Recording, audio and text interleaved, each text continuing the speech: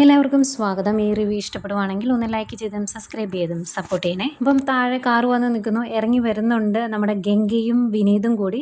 അപ്പം ഗംഗയുടെ മനസ്സിൽ ഒരുപാട് ഓർമ്മകൾ അങ്ങ് പോവാണേ. വണ്ടി എങ്ങനെയുണ്ട് ഗംഗയെന്ന് ചോദിക്കുമ്പോൾ കൊള്ളാമെന്ന് പറയുന്നു. അങ്ങനെ വിനീത് പറയുവാണ്, ഞാൻ കൈ പൈസയൊന്നുമില്ല, എങ്കിലും ഗംഗയുടെ ഇഷ്ടമാണ് എനിക്ക് വലുത്, അതുകൊണ്ട് ഞാൻ ഈ കാർ അങ്ങ് വാങ്ങി, ഇത്തിരി വില കൂടുതലാണെങ്കിലും സാരമില്ല എന്നൊക്കെ പറയുന്നു. വണ്ടി പഴയതാണെങ്കിലും വലിയ പ്രശ്നമില്ലാത്ത വണ്ടിയാണല്ലോ, നമുക്കിത് മതിയല്ലോ എന്നൊക്കെ പറയുവാണ്. എന്നിട്ട് സലീമിക്കയോടും ബേബി ചേട്ടനോടും യാത്രയൊക്കെ പറഞ്ഞ് അവർ വണ്ടി കയറിയിരിക്കുന്നു. വണ്ടി കയറിയിരുന്ന് കഴിയുമ്പോൾ ഭയങ്കര സന്തോഷമാണ് ഗംഗയ്ക്ക്. അന്നേരം ഗംഗയോട് വിനീത് ചോദിക്കുക, ഗംഗെ നമ്മുടെ ഫസ്റ്റ് ട്രിപ്പ് നമുക്ക് എങ്ങോട്ടാണ് പോകേണ്ടത് എന്ന്. അന്നേരം ഗംഗ പറയുവാണ്, ഈ മലകൾ കൊണ്ടുള്ള ഈ കോട്ട ഭേദിച്ച് നമുക്ക് അതിന് പുറത്തേക്ക് പറക്കാം വിനീതേട്ട എന്ന് പറയുമ്പോൾ ആയിക്കോട്ടെ എന്ന് പറയുന്ന വിനീത്. ഇതൊക്കെയായിരുന്നു ഗംഗയുടെ മനസ്സിൽ. പക്ഷെ നേരെ ഓപ്പോസിറ്റാണ് നടക്കുന്നത്. ഗംഗെ വണ്ടി ഇഷ്ടപ്പെട്ടില്ലേ എന്നിങ്ങനെ വിനീത് ചോദിക്കുകയാണ്. അന്നേരമാണ് ഈ ഓർമ്മകളിൽ നിന്നൊന്ന് പുറത്തേക്ക് ചാടുന്നത്. അന്നേരം ഇഷ്ടപ്പെട്ടു എന്നിങ്ങനെ സന്തോഷത്തോടെ പറയുമ്പം, ഇത് നമുക്ക് തിരുവനന്തപുരത്ത് പോകാൻ വേണ്ടി ബേബി ചേട്ടൻ അറേഞ്ച് ചെയ്ത വണ്ടിയാണ്, ഇതിൻ്റെ അകത്തൊരു സർപ്രൈസ് ഉണ്ട് എന്ന് പറയുമ്പം അവിടെ നിന്ന് പെട്ടെന്ന് സലീമയ്ക്ക് പറയാം, എടാ നീ അതങ്ങ് മേടിച്ചോ എന്ന് പറയാമെന്ന്. അങ്ങനെ മേടിച്ചോ എന്ന് ബേബി ചേട്ടൻ ചോദിക്കുമ്പം, അയ്യോ മേടിച്ചൊന്നും ഇല്ലെന്നേ, അവൻ ഇക്ക വെറുതെ പറയുന്നതാ, ഒരു വണ്ടി മേടിക്കാനുള്ള പൈസ വല്ലതും എൻ്റെ കയ്യിലുണ്ടോ, ഇപ്പം എണ്ണയ്ക്കൊക്കെ എന്നാ വിലയാ, ആ ബൈക്ക് തന്നെ ഞാൻ കൊണ്ടു നടക്കുന്നത് എന്ത് ബുദ്ധിമുട്ടിയാണെന്നറിയാം, ഓരോ ദിവസം എണ്ണ അടിക്കാൻ വേണ്ടി ബുദ്ധിമുട്ടുക എന്നൊക്കെ പറയുന്ന വിനീതിൻ്റെ കഷ്ടപ്പാടാണ് ഗംഗ കേൾക്കുന്നത്. അത് കഴിഞ്ഞ് നമുക്ക് പോയാലോ എന്ന് ചോദിക്കുന്നു. പോകാമെന്ന് പറയുന്നുണ്ട് ഗംഗ. അന്നേരം പറയുന്നുണ്ട് ഇനിയും സർപ്രൈസ് ഉണ്ടെന്ന്. എന്നാ സർപ്രൈസ് എന്നറിയാവോ, സലീമിക്ക് കൂടെ കൊണ്ടുപോകുന്നുണ്ട്, ബേബി ചേട്ടനെ കൂടെ കൊണ്ടുപോകുന്നുണ്ട്, ഇവരെല്ലാവരും കൂടിയാണ് തിരുവനന്തപുരത്തേക്ക് പോകുന്നത്. തിരുവനന്തപുരം വരെ പോവല്ലേ വണ്ടി, അപ്പം വെറുതെ പോകണ്ട, അവർ രണ്ടുപേരും കയറിക്കോട്ടെ എന്നാണ് പറയുന്നത്, നമ്മുടെ മിഥുനൻ സ്റ്റൈൽ. ഏതായാലും ഫ്രണ്ടിൽ ബേബി ചേട്ടൻ കയറുന്നു, ബാക്കിൽ സലീമിക്കയും ഇവർ ഗംഗയും വിനോദൂടെ കയറും. വണ്ടി പഴയതായതുകൊണ്ട് തന്നെ സ്പേസ് ഒക്കെ കുറവാണ്, ഇത്തിരി ഇടിച്ചു കുത്തിയാട്ടോ അതിൻ്റെ അകത്ത് ഇരിക്കുന്നത്. എന്നിട്ട് അതും പോരാഞ്ഞിട്ട് അതിൻ്റെ അകത്ത് കയറിയിട്ട് ബേബി ചേട്ടനും സലീമിക്കയുടെ അങ്ങോട്ടും ഇങ്ങോട്ടും വഴക്കുണ്ടാക്കുന്നുണ്ട്. ഇതെല്ലാം കേട്ട് ആകെ വിഷമിച്ചാണ് ഗംഗ അവിടുന്ന് പോകുന്നത്. പിന്നെ ശിവരാജനെയാണ് കാണിക്കുന്നത്. ശിവരാജൻ കള്ളത്തരം കാണിക്കുന്നുണ്ട്, ചതിക്കുന്നുണ്ടോ എന്നുള്ള കാര്യം നരേൻ്റെ മുത്തശ്ശൻ തിരിച്ചറിയുന്നു. അതുകൊണ്ട് തന്നെ വീട്ടിൽ ആരും ഇല്ലാത്ത സമയം നോക്കി മുത്തശ്ശൻ ശിവരാജനോട് സംസാരിക്കാൻ വരുന്നുണ്ട്. എന്നിട്ട് ഈ കാര്യങ്ങളെല്ലാം സംസാരിക്കുവാണ്. പണ്ട് അരവിന്ദൻ എന്നൊരാൾ നമ്മുടെ കുറിഞ്ഞിമലയിലെ 5 ഏക്കർ ഭൂമിക്ക് അഡ്വാൻസ് തന്നായിരുന്നു. പിന്നെ കുറേ കാലം കഴിഞ്ഞ് ഈ ഇടയ്ക്ക് അത് വിറ്റുപോയി എന്ന് നീ എന്നോട് പറഞ്ഞു.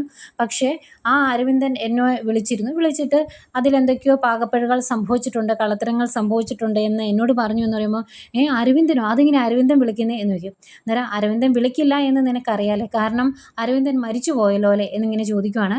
എന്നിട്ട് നടന്ന കള്ളത്തരങ്ങളെക്കുറിച്ച് പറഞ്ഞിട്ട് മുത്തശ്ശൻ പറയുന്നുണ്ട്, ഇനി നിന്നെ ഞാൻ ഒരു കാര്യവും ഏൽപ്പിക്കുന്നില്ല, നിനക്ക് കാര്യങ്ങൾ നടത്താൻ വേണ്ടി ഞാൻ എഴുതി തന്ന പവർ ഓഫ് അറ്റോർണി ഞാൻ പിൻവലിക്കുവാണെന്ന് പറയും. അപ്പോഴേക്കും കാലെ വീണ് ക്ഷമ ചോദിക്കുന്നുണ്ട് ശിവരാജൻ. പറ്റത്തില്ല, ഇനി നിന്നെ സഹിക്കാൻ എന്നെക്കൊണ്ട് പറ്റിയല്ല, അത് ഞാൻ തീരുമാനിച്ച കാര്യമാണ് എന്ന് പറഞ്ഞാണ് മുത്തശ്ശൻ അവിടെ നിന്ന് എഴുന്നേറ്റ് പോരുന്നത്. അന്നേരം പെട്ടെന്ന് നെഞ്ചുവേദന വന്ന് തറയിലേക്ക് വീഴുവാണ്. അന്നേരം ശിവരാജൻ ഓടിപ്പോയി പിടിക്കും. അയ്യോ അച്ഛ എഴുന്നേക്ക് എന്നൊക്കെ പറഞ്ഞ് പിടിക്കുമ്പോൾ വേണ്ട എന്നൊക്കെ പറയുന്നുണ്ട്. ഏതായാലും റൂമിൽ കൊണ്ട് ഇരുത്തിയതിന് ശേഷം ശിവരാജൻ അവൻ്റെ ആ തനി സ്വരൂപം പുറത്തേക്ക് എടുക്കുവാണ്. അവൻ മുത്തശ്ശനോട് പറയുന്നുണ്ട്, എല്ലാ കാര്യങ്ങളും തീരുമാനിച്ചു എന്ന് പറഞ്ഞ് നിങ്ങൾ ഇവിടുന്ന് അങ്ങ് ഇറങ്ങിപ്പോയി, നിങ്ങൾ എന്താ വിചാരിച്ചത്, എന്നെ അങ്ങ് ചതിക്കാന്നോ? ഇപ്പം ശരിക്കും ചതി നടക്കുന്നത് എവിടെയാണെന്ന് നിങ്ങൾക്ക് കാര്യങ്ങൾ മനസ്സിലായില്ലേ? നിങ്ങൾക്ക് നെഞ്ചുവേദന വരുമ്പോൾ നാക്കിൻ്റെ അടിയിൽ ഇടാനുള്ള ഒരു ഗുളികയില്ലേ, ആ ഗുളിക എടുത്തു തരണമെന്നല്ലേ നിങ്ങൾ മനസ്സുകൊണ്ട് ആഗ്രഹിക്കുന്നത്. പക്ഷേ ആ ഗുളിക എവിടെയാണെന്ന് എനിക്ക് അറിയത്തില്ല. പിന്നെ അത് തീർന്നെന്ന് എന്നോട് ഗീത പറഞ്ഞായിരുന്നു, പക്ഷെ ഞാനത് മേടിച്ചില്ല, മറന്നുപോയി എന്നൊക്കെ പറഞ്ഞ് മുത്തശ്ശനോട് പറയുമ്പോൾ മുത്തശ്ശൻ വേറെ എന്തോ ഗുളികകളുണ്ട്, അത് എടുത്തു തരാൻ പറയുവാണ്. അന്നേരം വേറെ കുറച്ച് ഗുളികകളുണ്ടല്ലേ, അതും ഗീതേൻ്റെ കയ്യിൽ എടുത്തു തന്നതാണ്, പക്ഷെ അതെവിടെ വെച്ചേക്കുന്നതെന്ന് ഞാൻ മറന്നുപോയി എന്ന് പറയും. എന്നിട്ട് പറയുന്നുണ്ട്, താൻ എന്താ വിചാരിച്ചത്, എന്നെ അങ്ങ് ചതിക്കാന്നോ? എടോ, താൻ മനസ്സിൽ വിചാരിച്ച സമയത്ത് തന്നെ ഇങ്ങനെയൊക്കെ സംഭവിച്ചില്ലേ? ഇപ്പം നിങ്ങളെ ഞാൻ സഹായിച്ചിട്ടുണ്ടെങ്കിൽ എന്നെ സപ്പോർട്ട് ചെയ്യുന്ന ദൈവങ്ങൾ എന്നോട് ശിക്ഷിക്കും, അതുകൊണ്ട് മരുന്ന് തരികയില്ല എന്ന് പറയുന്നു. അതിനിടയ്ക്ക് ഗീത വിളിക്കുന്നുണ്ട്. വിളിച്ചിട്ട് അച്ഛൻ ഗുളിക കഴിച്ചു എന്ന് കഴിയുമ്പോൾ, അയ്യോ ഞാൻ ഗുളിക കൊടുത്തല്ലോ അച്ഛന്, എന്നിട്ട് ഇപ്പം അച്ഛൻ വാഷ്റൂമിലേക്ക് പോയിട്ടുള്ളൂ, അച്ഛൻ ഇറങ്ങി വരാൻ വേണ്ടി ഞാനിവിടെ നോക്കിയിരിക്കുക, ഞാൻ നോക്കിക്കോളാം എന്നൊക്കെ പറഞ്ഞ് ഗീതയെ സമാധാനിപ്പിച്ച് ആ കോളും കട്ട് ചെയ്യും. എന്നിട്ട് ശിവരാജൻ്റെ കയ്യിലുള്ള ഗുളിക എടുത്ത് കാണിക്കുവാണ്. മുത്തശ്ശന് നെഞ്ചുവേദന വരുമ്പോൾ നാക്കിനടിയിൽ ഇടാനുള്ള ഗുളിക അവൻ്റെ കയ്യിലുണ്ട്, എന്നിട്ട് മനഃപൂർവ്വം കൊടുക്കാത്തതാണ്. അതൊക്കെ കാണിച്ചിട്ട് പറയും, ഈ ഗുളിക ഉണ്ടല്ലോ ഇതല്ലേ കഴിക്കാൻ വേണ്ടത്, പക്ഷേ ഞാൻ തരത്തില്ല, താൻ മനസ്സറിഞ്ഞ് വേദനിച്ച് തന്നെ ഇവിടുന്ന് പോകണം എന്നൊക്കെ പറഞ്ഞ് വീണ്ടും മുത്തശ്ശനെ വേദനിപ്പിക്കുന്നു. എന്നിട്ട് ഗുഡ് ബൈ, ഇനി അവർ വരുമ്പോഴത്തേക്കും ഇവിടുത്തെ നടയടയ്ക്കും, അതിനുവേണ്ടി ഞാൻ കാത്തിരിക്കുവാണ് എന്ന് പറഞ്ഞിട്ട് പോകാൻ തുടങ്ങുമ്പോഴാണ് ഇതെല്ലാം കേട്ടുകൊണ്ട് നരേൻ അങ്ങോട്ട് വരുന്നത്. നരേൻ ശിവരാജനെ എടുത്തിട്ട് ചവിട്ടുന്നുണ്ട്. കുറേ ഇടി കൊടുത്തു കഴിയുന്നെങ്കിൽ മുത്തശ്ശന് വയ്യാണ്ടാവുമല്ലേ. എന്തെങ്കിലും പെട്ടെന്ന് ആ തറയിൽ കിടക്കുന്ന ഗുളിക, ശിവരാജനെ ഇടിച്ച കൂട്ടത്തിൽ ആ ഗുളിക കയ്യിൽ നിന്ന് താഴെ ചാടിപ്പോയായിരുന്നു. ആ ഗുളിക ഗുളികയിൽ ഒരെണ്ണം എടുത്ത് മുത്തശ്ശന് കൊടുക്കും. നാക്കിൻ്റെ ഇടയിൽ ഇട്ട് കഴിയുമ്പോഴേക്കും മുത്തശ്ശൻ ഓക്കെ ആവും. അന്നേരം വീണ്ടും നരയൻ പോയി ശിവരാജനെ അടിക്കുമ്പം മുത്തശ്ശൻ പറയുന്നുണ്ട്, വേണ്ട വിട്ടേരെ, ഇനി ഈ വീട്ടിലുള്ളവരെ ഇതൊന്നും അറിയിക്കേണ്ട എന്ന് പറയും. അന്നേരം അത് പറഞ്ഞാൽ പറ്റത്തില്ല മുത്തശ്ശ, ഇനി ഇവൻ ഈ വീട്ടിൽ വാഴണ്ടെന്ന് പറഞ്ഞ് കുറേ ഇടിക്കുന്നുണ്ട്.